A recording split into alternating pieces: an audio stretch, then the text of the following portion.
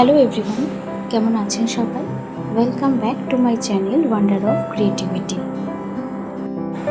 আজ এসেছি দক্ষিণেশ্বর মা ভবতারিণীর দর্শন করতে।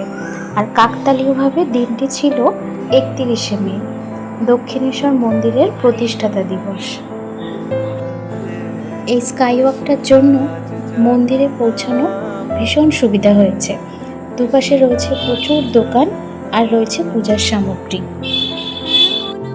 প্রায় 170 বছরেরও বেশি পুরনো এই মন্দিরের ইতিহাস তো আপনাদের প্রায় সকলেরই জানা। কাশী যাওয়ার আগে রানী রাসমণি দেবী স্বপ্নে মা কালীর দেখা পান এবং সেই স্বপ্নাদেশ অনুযায়ী এই মন্দির নির্মিত হয় 1855 সালে।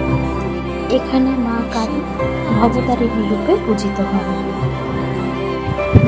মন্দিরের ভিতরে যেহেতু ফোন বা ইলেকট্রনিক গ্যাজেটস অ্যালাউ না, তাই এগুলো জমা রাখার জন্য বাইরে প্রচুর কাউন্টার রয়েছে। এছাড়াও যে দোকান থেকে পূজার সামগ্রী কেনা হয় সেখানে রাখা যেতে পারে। আমি ডান দিকের একটি কাউন্টার থেকে পুজোর জিনিস নিয়ে সেখানে আমার ফোন রেখে মন্দিরে পুজো দিতে গিয়েছিলাম। চলুন, পুজো দেওয়া হয়ে গেছে, এবার একটু গঙ্গার ঘাটের দিকে যাই। শহরের ব্যস্ততার মাঝে এটি একটি অন্যতম পবিত্র জায়গা যা মনকে শান্ত করে দেয়।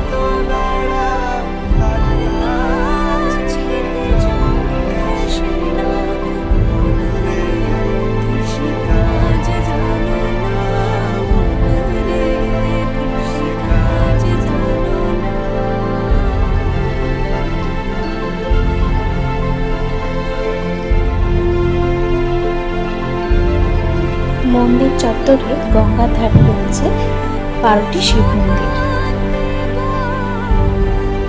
এখনো 6টা মতন বাজে, শুরু হয়েছে গঙ্গা আরতি।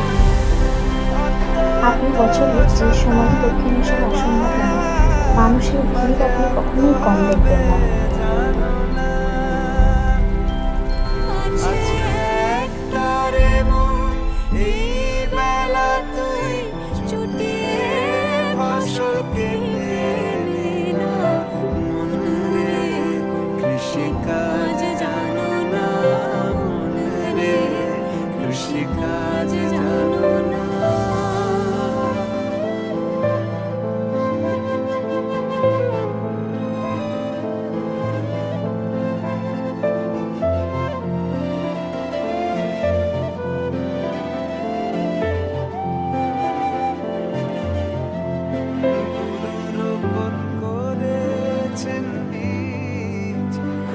চলুন, অনেকক্ষণ বসলাম, এবার বাড়ির রাস্তা ধরি।